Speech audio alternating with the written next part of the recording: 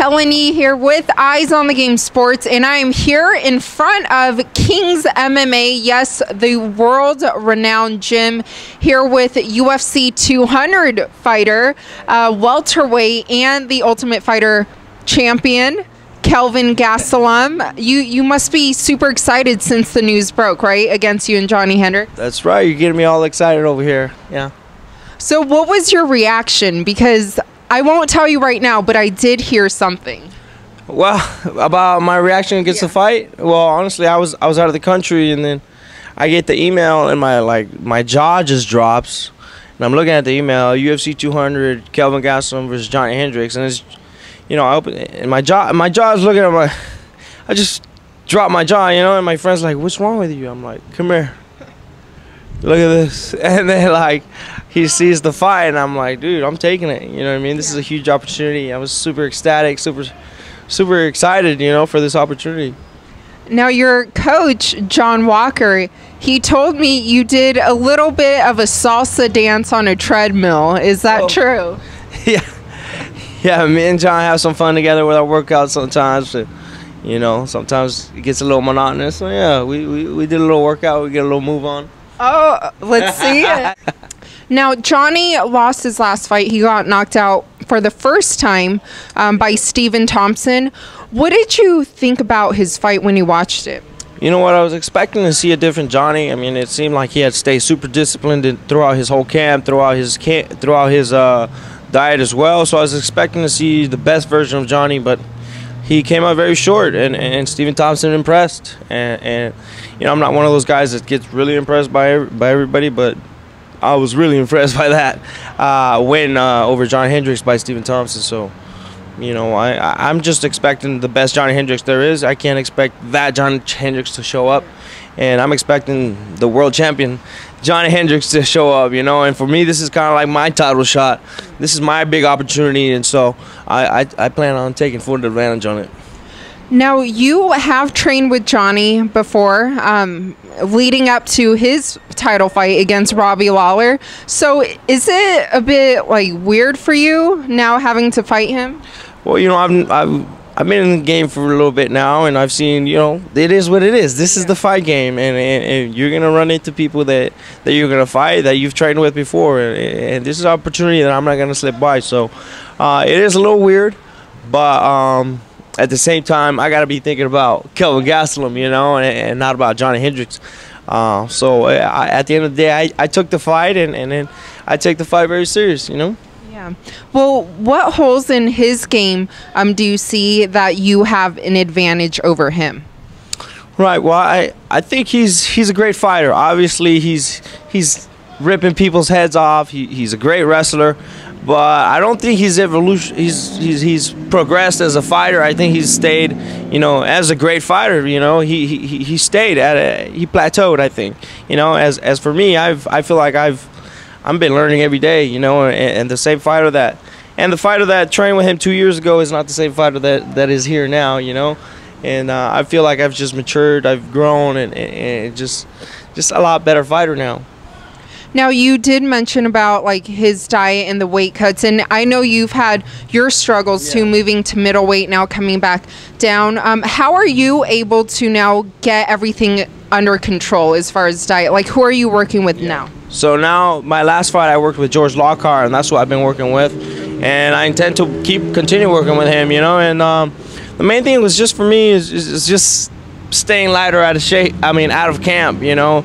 During camp, that's fine, but you know, I'm okay. I'm able to follow a diet, but outside of camp is where I blow up, and you know, I've learned to not do that outside of camp, and it's just been a learning process for me as well. You know, I've had to mature, I've had to grow up, had to do some hard learning, took some bad lessons, but I feel like I've gotten under control now. I've learned, I've read up on nutrition, and took multiple classes on nutrition now, and just really informed myself on how it works and what to do for me to be able to be successful from now on in that aspect.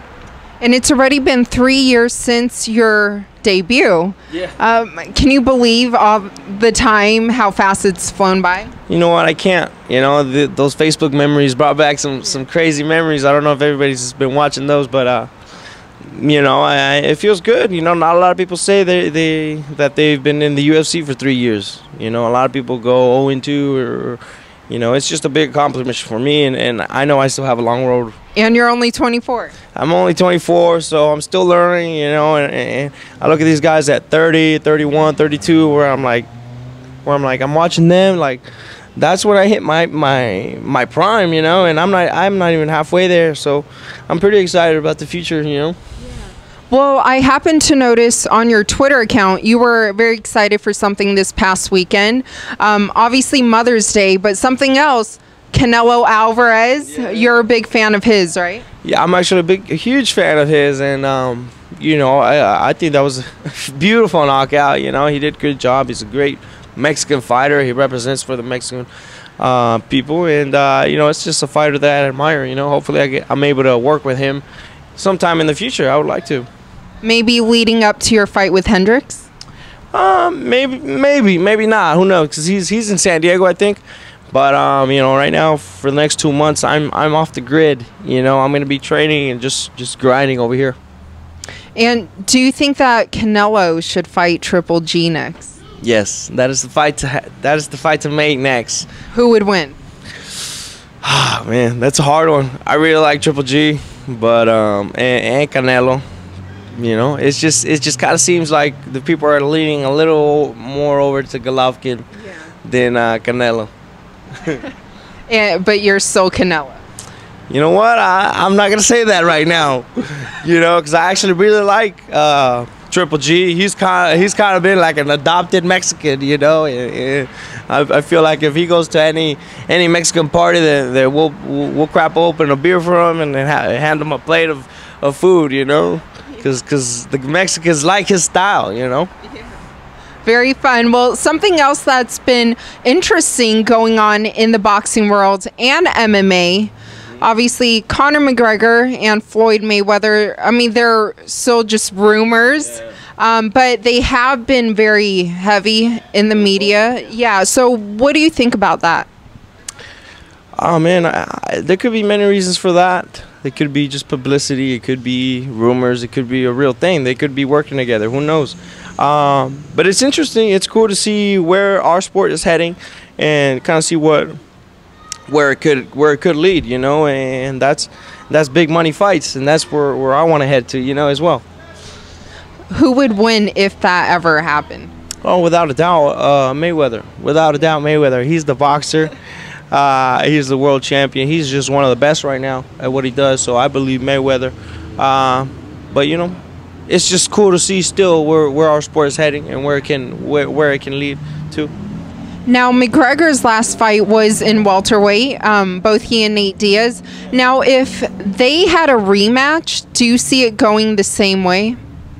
Yeah, I honestly, Nate Diaz with a camp, I see it going even worse. You know what I mean? I see him perfecting whatever it is that he needed to perfect, and I don't even see him coming off with a scratch. You know, I thought it was going to be worse on McGregor for this time.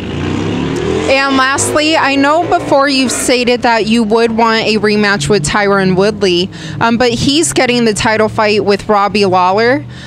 What are your thoughts on that? As soon as he loses, you know, I want him for sure. Okay, and oh yeah, getting it started, and then with your dance on the treadmill. And then my dance on the treadmill, I'm petitioning to be on Dancing with the Stars potentially. So we have to see some moves. Yeah. Is that right? For your fans, do you have any words for them? You know, it's. I would assume sometimes it's not easy being a fan of mine. You know, I get some good fights. I win some good fights. I lose some not so good fights. So, you know, I'm just very thankful for everybody that's stuck by me and everybody that supports me, because it really does mean a lot when somebody's like, "Hey, man, I'm a big fan," and stuff like that. You know, so it just feels good to get that support system from your fans and stuff. So I appreciate you all, and part of why I do what I do is for all the fans, for sure. Where can they follow you?